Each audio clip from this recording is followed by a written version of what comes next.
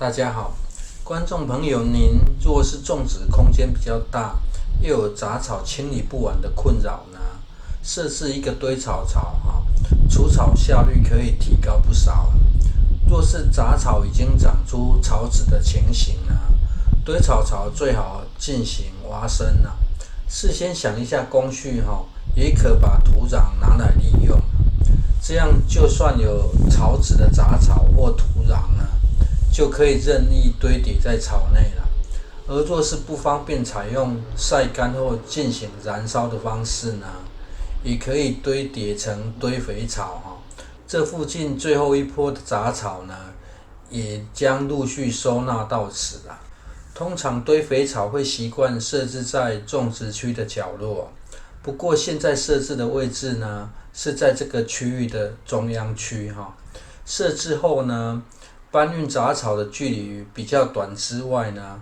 这位置进行种植，离水源还要多走2步啦，感觉不够省事目前已经往简单省事化的方向进行规划种植了。相信很多人小时候都念过鱼逆流而上的励志故事眼前这大肚鱼呢，既然也想要从重力管逆流而上游回去环绕水池里该不会个人也有成为伟人的潜力吧？有句话是这样说的每个人都很有潜力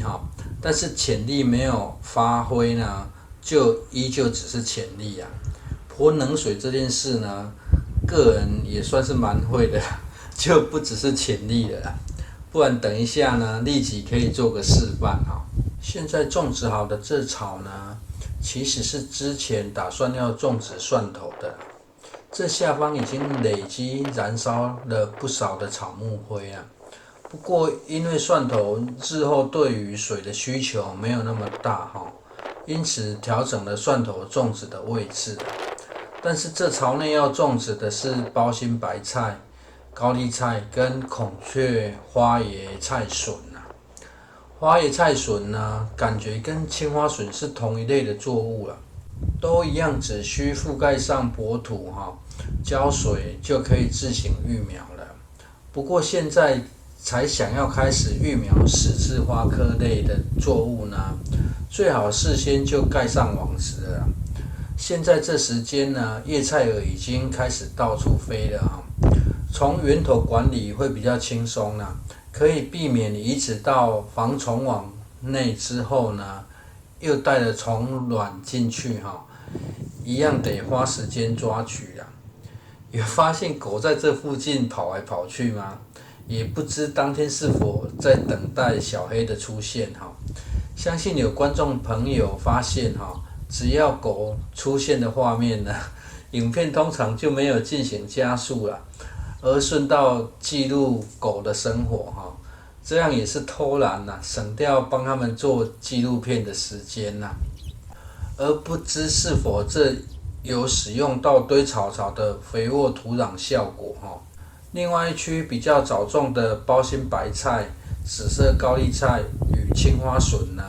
它们的植株都长得非常壮硕所以呢，这区种植时呢，又把间距拉大了一点在不知不觉中呢，观众朋友您已经领教了一段个人泼冷水的能力移植过程呢，注意的细节呢，已经说明了很多遍就不再说明了。至于浇水，间距比较大的作物呢，浇水更为方便不管你是使用莲蓬头或是勺子个人会建议将水大量浇在间距的位置让水自行漫流过去就好这样可以避免把刚种下的菜苗冲刷得东倒西歪另外，对于这种长天期的作物种植呢，若是您种植的土壤不是比较沙质的土壤建议土壤别敲得太碎了，让土壤保持团粒结构保湿透气的效果会比较好毕竟十字花科日后很吃水时常从上方浇水的话呢，又很容易造成土壤板结进行除草时呢，也可以顺便将间距间呢再次进行挖松啊，这样植株生长起来会比较健康，也会长得比较好哈。不过使用慢捏的方式呢，让土壤自行慢慢把水吸上去会更理想啊。但是种植方法呢，一直是鱼与熊掌无法兼得哈。走到有了水就又很容易长草了。不过呢，这也不是没办法解决了。只要在走道上多盖上一条隔绝日照的设施呢，日后再实际拍摄分享解决的办法。现在先来把防虫网给搭设好哈。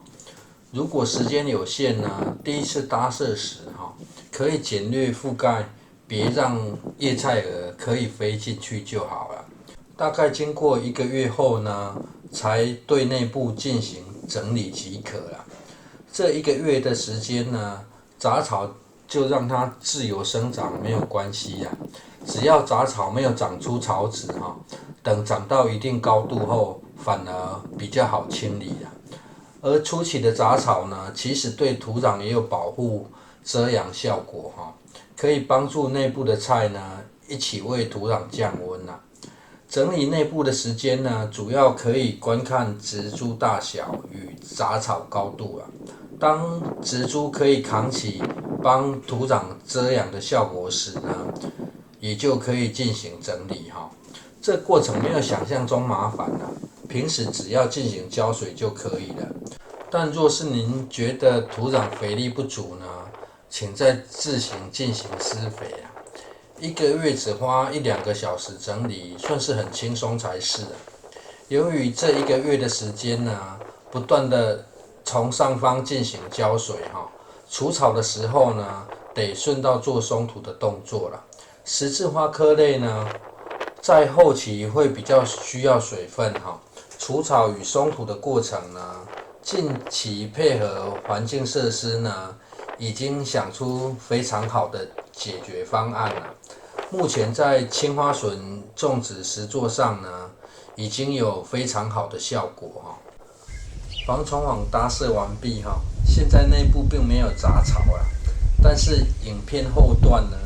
就可以见证杂草的威力了。再次回到堆草槽哈，内部堆放的杂草呢，是附近整理好的种植草贡献的。